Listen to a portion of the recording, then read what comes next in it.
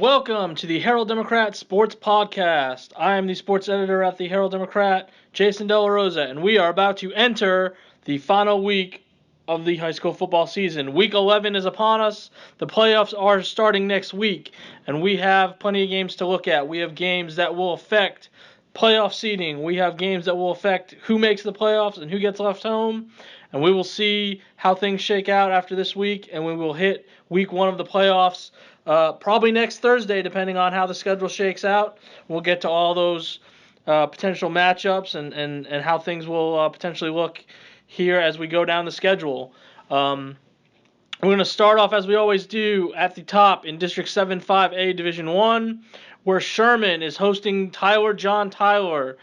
This is a game where you have Sherman at 5-4 and 2-3.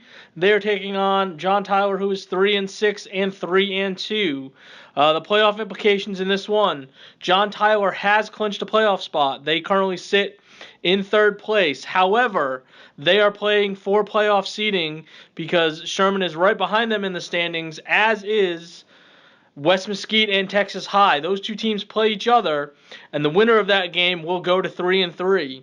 So here you have Sherman. If they win, they would go to 3-3, and that obviously would knock John Tyler down to 3-3 as well. So we would have a three-way tie for third place, meaning two teams would go to the playoffs and one team would get left out. John Tyler is already in, so then the question becomes, is Sherman in, or is West Mesquite in, or is Texas High in? And it's going to get a little crazy when we try to discuss this, so I hope you kind of follow along. Sherman needs to win to get in. If they lose, the winner of the West Mesquite-Texas High game gets in. That's pretty straightforward. John Tyler would be the 3 seed, and the West Mesquite-Texas High winner would be the 4 seed. But if Sherman wins, then it comes down again to that West Mesquite-Texas High game. If West Mesquite wins and Sherman wins, then Sherman gets the 4th seed, the second playoff spot, and West Mesquite is left out. If Texas High wins, and this is where it's critical for Bearcat fans to understand when they watch the game on Friday night, Sherman has to win by 11 points or more if Texas High ends up winning that West Mesquite Texas High game. Because of the point differential and the loss that Sherman had to to Texas High earlier in the season, and what John Tyler did record-wise, score-wise against Texas High in beating the Tigers, that's what needs to happen. So if Sherman were to win by 7, they would get left out. They would lose on points. So Sherman needs to win no matter what.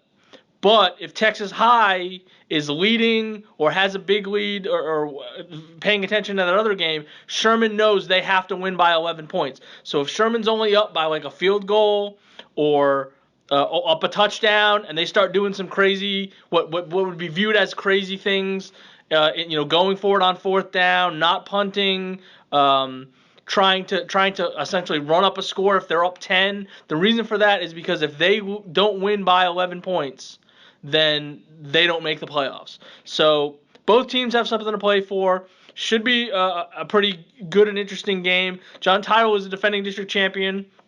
They went undefeated last year. They're not the powerhouse that they were last year. And Sherman's on a roll. They've won 2 in a row. They had to win last week against West Mesquite, and they did that 56-27. Tate Bethel had a big game. He threw for 225 yards and 3 touchdowns and also ran for a score. Mike Brown led the way with another big rushing game after he kind of led the way in the win against Wiley East 2 weeks ago. He had 21 carries for 170 yards and 2 touchdowns. And Jacoby Hunt had 5 catches for 74 yards and 2 of those touchdown throws from Bethel. So Sherman's offense is going really well right now. And the question is going to be with John Tyler, they have a quarterback situation. Their normal starting quarterback didn't play at all last week. They used two different quarterbacks. They started one and then brought another guy in relief early in that game. So that'll be a question there. The player to watch for John Tyler is Katan Crawford. He's their running back. He's kind of the main focal point of the offense, and he's also a really good defensive back. He's committed to Texas, so he's a great athlete. So should be interesting to see. Sherman's got the home field, and depending on how much rain we get leading into that game, we may see a field situation that may be advantageous to one side or the other. It could be the difference, and it always help. And John Tyler's making a long road trip, so it should be interesting to see what comes about in that one. Either way, Sherman went from 0-3 3 weeks ago, and basically, maybe a 5 or 10% chance of making the playoffs at that point because they were still in the bottom of the standings, and they knew they had to go 3-0 the last 3 weeks. They're 2/3 of the way there, and we'll see if they can get that final win, and hopefully that's enough. Like I said, I'm sure everybody will be watching that West Mesquite Texas high score to see for sure how things would shake out with the other district games. Another team that is in the mix going into their final game is the Denison Yellow Jackets. So we go to District 7-5A Division 2, and we have the co-leader in the standings, Denton Braswell, coming up to Munson Stadium. Braswell is 7-2 and 6-1. Denison is 6-3 and 5-2. So they are currently in fourth place. And we'll get into their playoff situation here because that's almost as convoluted as Sherman's, but it's a little more straightforward. Denton Braswell is on a 6-game winning streak. They won last week 39-31 against Lake Dallas. Denison had a chance to clinch their playoff spot last week. They were unable to do so. They lost 31-24 in overtime against Lovejoy, who is also tied for first place. And the standings in this district shake out this way. First place right now, you have Frisco, Lovejoy, and Denton Braswell all sitting at 6-1. Frisco and Lovejoy play each other this week, so the winner of that game is guaranteed to at least share a part of the district championship. And if Denison beats Braswell, the winner of Lovejoy and Frisco is the outright district champion. If Denison loses and Braswell comes away with the win, then Braswell and the Frisco Lovejoy winner will share the district championship, and depending on who that is, that'll determine the top 2 seeds for the playoffs. If Braswell and Frisco tie for first place, then Frisco gets the top seed and Braswell would be second. But if it's Braswell and Lovejoy, Braswell would get the first seed and Lovejoy would get the second seed. So this is a district where everybody has something to play for. Denison's path to the playoffs, very simple. If they win, they are in. So that's about as straightforward as you can get. It doesn't matter if they win by 50, 20, a point, doesn't matter. They win, they are in. Denison does not have to win, but obviously it would serve them very well to do that. Denison can get in the playoffs if they lose, but that means they need Frisco Reedy to lose to Princeton. Now, Princeton has nothing to play for, and Reedy, as we just mentioned, they're playing for a playoff spot. They have to win. If Reedy loses, Denison will clinch regardless of what happens against Braswell. So Reedy knows if we win and Denison loses, we're going to go to the playoffs because Reedy has the head-to-head tiebreaker for fourth place over the Yellow Jackets based on the 35-32 victory early in district play. So it's really straightforward for Denison. Otherwise, they're going to be in the same situation they ended last year. They're going to end up tied for fourth place against a team that they don't have the tiebreaker against. Last year it was Lake Dallas, and this year it would be against Frisco Reedy. So Denison wants to take care of business, get that squared away so they can be locked in and they don't have to worry about what's going on in any of the other games like they had to wait for last year for some other things to happen for them to potentially get in. Denison's never lost to Braswell. They're 3-0 these last 3 years. However, this is not the same Braswell team. They're 7-2 in the 3 previous years. This is the 4th year of the program. The 3 previous years, Braswell had only won 5 games total. They won 0 games their first year. They won 2 games. Then they won 3 games last year. They went 3-7. So this is by far the best team they've ever had. They're in a position where they're going to come up here and know if they win, they have a chance to share the district championship, get the top seed, all the stuff that we mentioned. So this is not like it's been the last couple of years where they get to the last game, they're 3-6 and out of it, 2-6 or 2-7 and out of it. they have a lot to play for, just as Denison does. So this should be a good game. And we'll see if the Yellow Jackets can pull this out. If they do get to the playoffs, it would be the third time in 4 years. And then when we get to next week's podcast, we'll start talking about who they would play and get ready for that. If they do get into the playoffs, and much like Sherman, probably should have mentioned this before, you're looking at going on the road for a playoff game in the first round. The top 2 seeds host.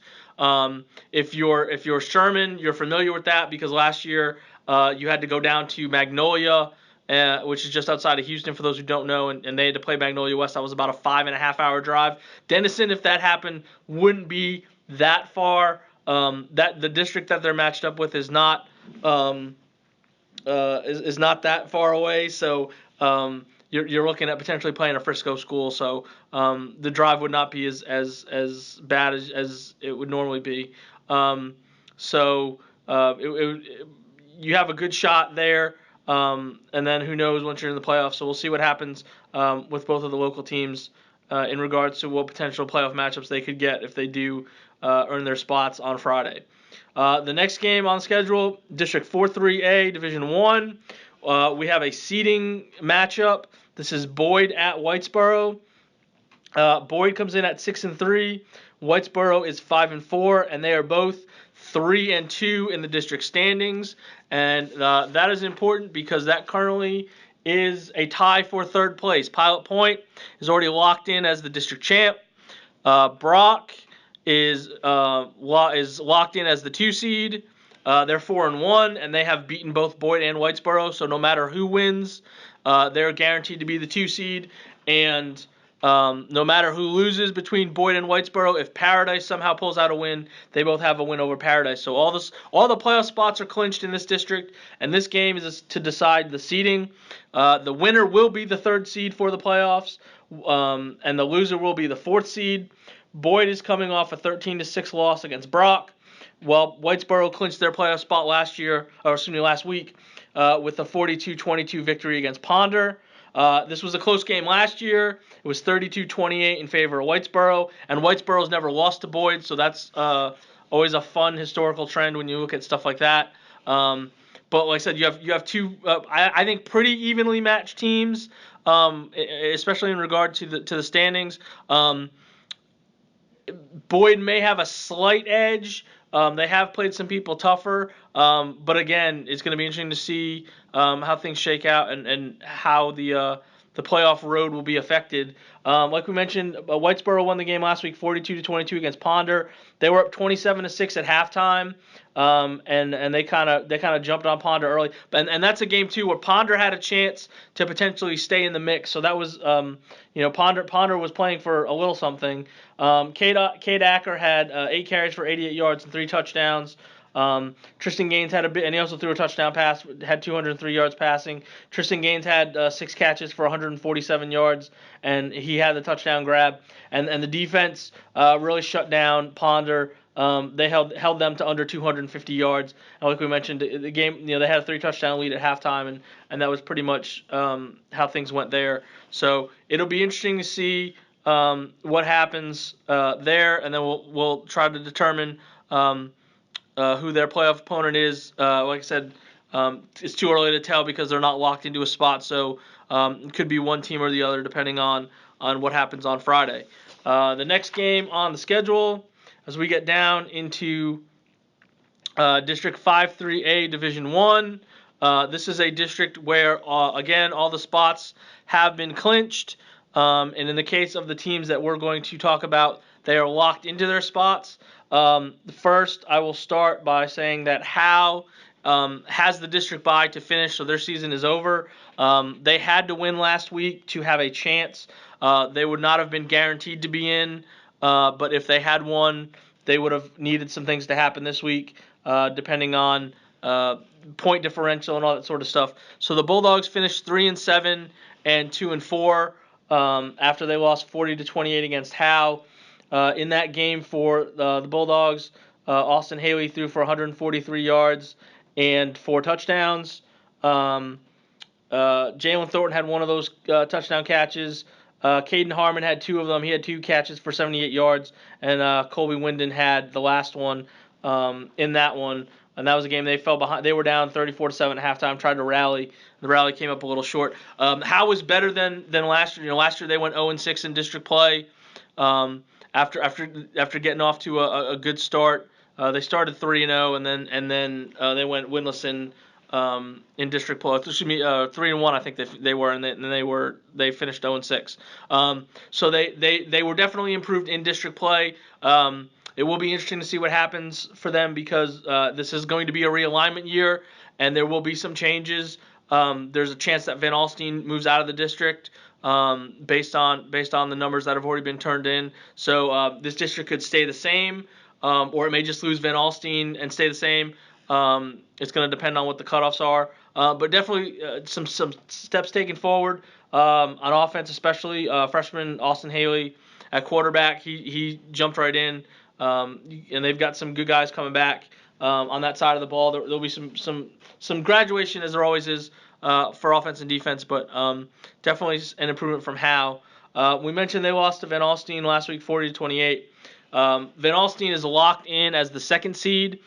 They were able to not only clinch a playoff spot, but lock in that 2nd seed with the win last week. They are hosting Bonham to close out the season. Van Alstyne is 5-4 and 4-1, while Bonham is, which was a playoff team last year, they're 0-5 in district play. They're 1-8 overall. Bonham lost last week to Commerce, 53-28. This was a crazy shootout game last year.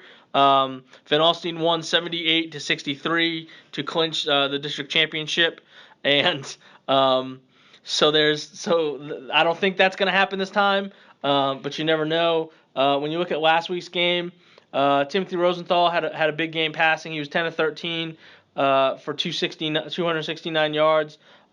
He had a pair of touchdown passes to Draylon Davis, and he had another to Cam Montgomery. Montgomery finished with 5 catches for 118 yards in the score. Davis had 4 catches for 116 yards and his 2 TDs. Jaden Mahan led the ground game. He had 10 carries for 146 yards and 2 touchdowns, including a 92-yard run late in the third quarter that kind of put that game away. And Zach Monsier also had a touchdown run for Van Alstyne. If Van Alstyne wins and Pottsboro loses, then they would at least get to share a piece of the championship. When we get to Pottsboro, we'll talk about why that maybe is not very likely, but you never know. But Van Alstyne put themselves in a good spot. We said they clinched everything last week. They're locked in. Rains and Commerce are the other 2 playoff teams in this district. And that's a situation where they play each other this week. And much like we talked about before with Boyd and Whitesboro, the winner gets the 3rd seed, the loser gets the 4th seed. So that's going to be an interesting matchup in terms of how the playoff bracket will end up shaking out. But Van Alstyne's in a good spot. This is a team that started the year 1-3 before they got to district play. And they have a chance to go 5-1 in district play, and that's a nice rebound job by Coach Miller and the kids over there after getting off to a bad start, especially with the expectation so high after winning the district title last year. Pottsboro is the only team that was able to really not only to beat them but to stay with them. Van Alstyne's won most of the games pretty handily in this district, so. And there's no shame because Pottsboro is a top 10 team in the classification. So, and as we mentioned with Pottsboro, they are at Lone Oak to close out their schedule. Pottsboro did not play last week. They had the district bye, and Lone Oak lost 56-12 against Rains, and that eliminated them from the playoff race in losing that game. This is a situation where, like we mentioned, Pottsboro has clinched the 1st seed. They have clinched a share of the district title. If they do win, they will get the outright district title, and of course, obviously you're playing for an undefeated regular season, going 10-0. Pottsboro's looked good all year. They've scored a ton of points. Cy Chopin and Braden Plyler have been a really good combination in the backfield, and the defense has been you hate to say a typical Pottsboro defense. They've been shutting people down. They've only allowed 139 points through 9 games. It's a little more than 2 touchdowns. And when you look at everybody else in this district, second just in this district is Reigns at 251. So they've allowed the second best team has allowed more than 100 points. That's basically almost 2 more touchdowns a game, more than what Pottsboro's averaging. So will be interesting to see what the bracket looks like with them. Region 2 in Division 1 is pretty stacked. They are a part of that stacking because of the season that they've had. So it'll be interesting to see what little pod they get put in, to see if they can make a good run. But they've got to avoid an upset from Lone Oak. Lone Oak's had a coaching change. They've had some injuries. That's a team that was a playoff team last year. And so they've kind of taken a step back, and that was a game last year that Pottsboro won 61-14. So we'll see what happens there.